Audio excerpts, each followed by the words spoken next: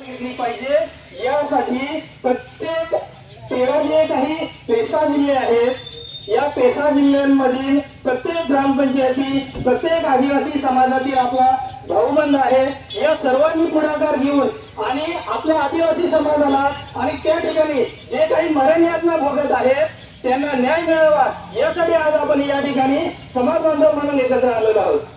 या ठिकाणी बघा की आता आपला पालघर जिल्हा जर म्हणायचा तर सगळ्यात जास्त पेसा भरतीचा किंवा पेसाचा फायदा आपल्या पालघर जिल्ह्यामध्ये आहे।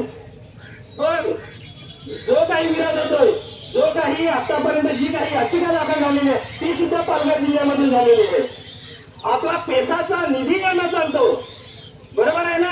यांची प्रगती जे काही बिगर आदिवासी आहेत यांना आपली प्रगती करण्यासाठी पेसाचा निधी पाहिजे पण पेसामध्ये जे आपले आदिवासी समाज बांधव आहेत यांना मिळालेल्या नोकऱ्या यांना चालत नाही। आपला जे काही प्रगती होईल या लोकांना मिळाल्यानंतर ती यांना प्रगती देखवत नाही म्हणून यांनी बिगर पेसामध्ये जे काही आहे त्यांनी याचिका दाखल केलेली आहे।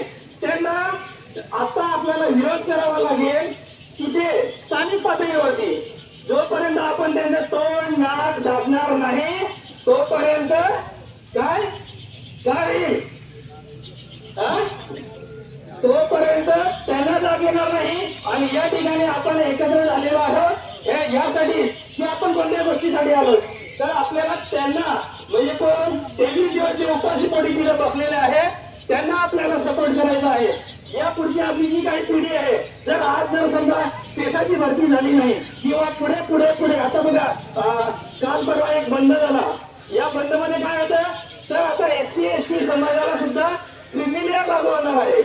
म्हणजे काय तर ज्यांची प्रगती झालेली आहे त्यांना सुद्धा आता उत्पन्नाची बंदी आहे। जेवढं उत्पन्न सरकार ठरवेल त्या उत्पन्नाच्या वरती जे असतील त्यांना कोणालाही आदिवासीचे आरक्षण सोयी सवलती लागू होणार नाही।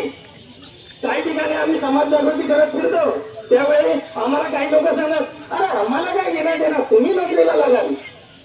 अरे हो यावेळेस आता जे आपले हवामान नोकरीला लागतात ठीक आहे ना पण त्यांची पोरं नाही मिळत का? काही जण सांगतात अरे आम्हाला घरकुला नाही। अरे जर समजा ह्या गोष्टी जर झाल्या पेसा संदर्भात जर समजा काही वेगळे आपल्या विरोधामध्ये जर समजा काय झालं तर ह्या सगळ्या सोयी सवलती सगळ्या बंद होतील मग तेव्हा काय करणार? आता आपले प्रत्येक ग्रामपंचायतीमध्ये आपले आरक्षण आहे म्हणून ग्रामपंचायत सदस्य आहेत तिथं सरपंच आपले आहेत